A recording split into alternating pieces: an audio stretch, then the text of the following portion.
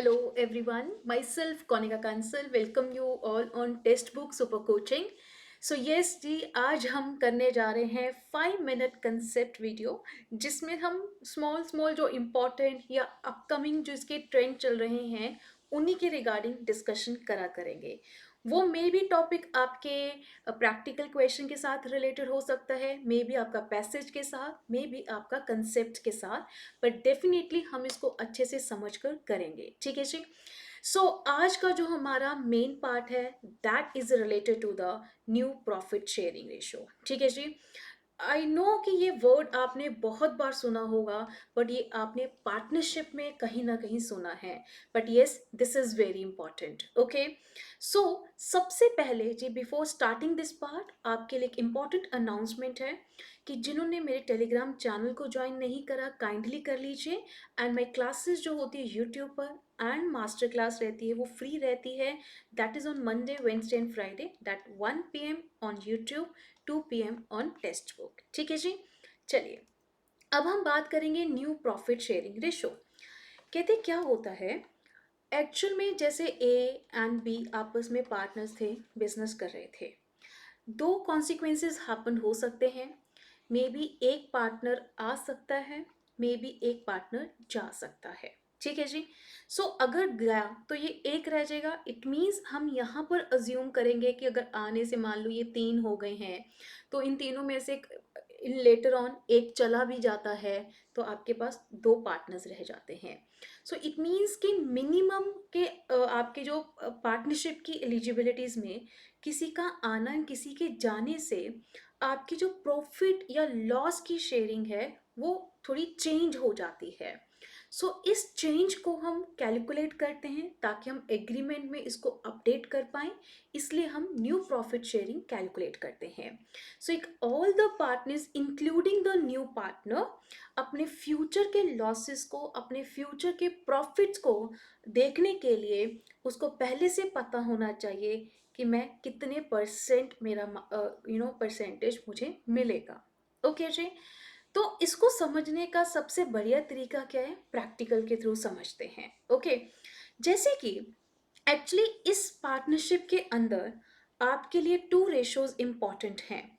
एक होती है हमारे लिए सेक्रीफाइसिंग रेशो, ठीक है जी, और एक हमारे लिए होती है गेनिंग रेशो। सेक्रीफाइसिंग कब होगी? जब admission of the partner happen होगा, ये याद रखना। और गेनिंग कब होगी? जब कोई भी पार्टनर एग्जिट करेगा या यू कैन से रिटायर करेगा, तब गेनिंग ऑफ पार्टनरशिप, हम गेनिंग रेशो कैलकुलेट करते हैं। ठीक है जी। अब हम जो एक सिंपल एग्जांपल है कि X and Y are the partners, right. अब इनकी जो शेयरिंग रेशो है कि 3:2 है, कि टोटल 5 पार्ट्स हैं, जिसमें से थर्ड पार्ट मतलब 3 पार्ट्स एक्स के होंगे एंड 2 पार्ट वाई के होंगे। एंड देन क्या होते हैं जी, जेड एडमिट करता है। अब इस जेड के एडमिट होने से जेड क्या है, 1/5 शेयर से एंटर करता है। इट मीन्स टोटल अगर आपके 1 2 3 4 5 पार्ट्स थे, जिसमें से एक पार्ट जेड कहता है जी एडमिट हुआ है with the 1/5 share of the profit, तो मतलब रिमेनिंग जो आपके 4 पार्ट्स रह गए हैं ये आपके एक्स एंड वाई में कंट्रीब्यूट हो जाएंगे।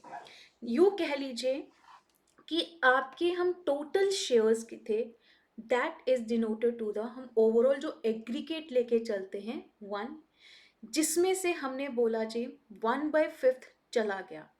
आप इसको ऐसे समझ के करना चाहते हैं कि टोटल पार्ट में से, ठीक है जी, 1/5 जेड के पास चला गया तो 4/5 रह गया है, जो एक्स एंड वाई में दिया जाएगा। या आप दूसरा तरीका क्या कह सकते हैं, वी अज्यूम कि टोटल पार्ट 1 है, जिसमें से z क्या होगा, 1 में से 1/5 चला गया, तो आपके पास 4/5 रह गया है। ओके, अब सिंपल वे क्या है, x की रेशो ओल्ड कितनी थी, 3/5। ओके, y की ओल्ड कितनी थी, 2/5। अब ये हमारी है ओल्ड इनटू हम इस पे मल्टीप्लाई करेंगे कि कितना कितना पोर्शन रिमेनिंग रह गया है 4/5। अब हम इसको मल्टीप्लाई करेंगे 4/5, 4/5, यानी कि यू गेट 12/25। यहाँ पर आ गया है 8/25। ठीक है जी। अब हमें तो पता है कि z तो 1/5 पर है, बट आप देखिए यहाँ पर डिनोमिनेटर में 25 है, तो रेशो कहता है कि डिनोमिनेटर सेम होना चाहिए है, तो हम इसको मल्टीप्लाई कर देंगे 5/5। ये मैथमेटिकल रूल है कि अगर कोई भी आप मल्टीप्लिकेशन कर रहे हैं, एडिशन कर रहे हैं डिनोमिनेटर में, वही सेम न्यूमरेटर में आप करेंगे, तो यू गेट 5/25। ठीक है जी। अब आप लिखिए कि x की ओल्ड इंटू जो रिमेनिंग पार्ट रह गया था उसके अकॉर्डिंग इसको मिलेगा 12/25, y को मिलेगा 8/25 एंड z को मिलेगा 5/25। यूं कह लीजिए कि 25 पार्ट में से 12th पार्ट x के पास जाएगा, 8th पार्ट y के पास जाएगा एंड 5th पार्ट z के पास जाएगा। सो क्वेश्चन में यही पूछा गया था, न्यू प्रॉफिट शेयरिंग कैलकुलेट करनी है, तो अब आप कौन सा आंसर चूज करेंगे?